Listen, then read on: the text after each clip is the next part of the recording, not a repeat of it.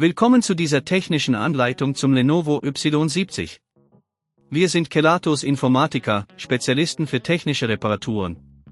Wir holen dein Gerät direkt bei dir zu Hause ab, führen eine kostenlose Diagnose durch und schicken dir einen Kostenvoranschlag, bevor wir reparieren. Keine Anrufe, keine Fahrten. Wir befinden uns in der Calle Joaquín María López 26, Madrid. Bequem, transparent und professionell. Link in der Beschreibung. Wenn dein Lenovo Y70 komische Geräusche macht, kann das ein Zeichen dafür sein, dass die Wärmeleitpaste zwischen dem Prozessor und dem Kühler nicht mehr optimal ist. Diese Situation kann zu Überhitzung führen und im schlimmsten Fall deinen Laptop beschädigen, wenn du es nicht rechtzeitig reparierst. Um das Problem zu beheben, benötigst du einige Werkzeuge, einen Kreuzschlitzschraubendreher, eine feine Pinzette, neue Wärmeleitpaste, Isopropylalkohol zur Reinigung und ein weiches Tuch. Zuerst musst du sicherstellen, dass dein Lenovo Y70 vom Stromnetz getrennt ist und der Akku entfernt wird. Beginne damit, die Rückseite des Laptops vorsichtig mit dem Kreuzschlitzschraubendreher zu öffnen. Achte darauf, die Schrauben an einem sicheren Ort aufzubewahren. Wenn du die Abdeckung entfernt hast, suche den Kühler, der sich in der Nähe des Prozessors befindet.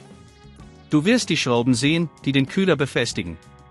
Lösen diese vorsichtig, um den Kühler zu entfernen. Achte darauf, die Kabel, die mit dem Kühler verbunden sind, nicht zu beschädigen. Wenn dir das an dieser Stelle zu kompliziert wird, denk daran, dass wir bei Kelatos dein Gerät zu Hause abholen und es dir repariert zurückschicken. Reinige die alte Wärmeleitpaste sowohl vom Prozessor als auch vom Kühler mit Isopropylalkohol und einem weichen Tuch.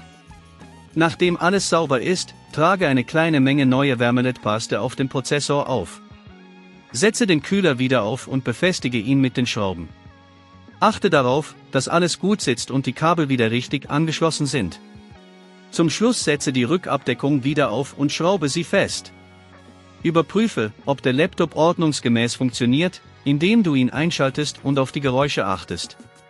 Um zu verhindern, dass das Problem erneut auftritt, ist es ratsam, die Wärmeleitpaste alle paar Jahre zu erneuern und deinen Laptop regelmäßig zu reinigen, um Staubansammlungen zu vermeiden. Wenn du kein Risiko eingehen willst, bei Kelatos holen wir dein Gerät ab, reparieren es und liefern es dir nach Hause, in der ganzen Schweiz. Link in der Beschreibung.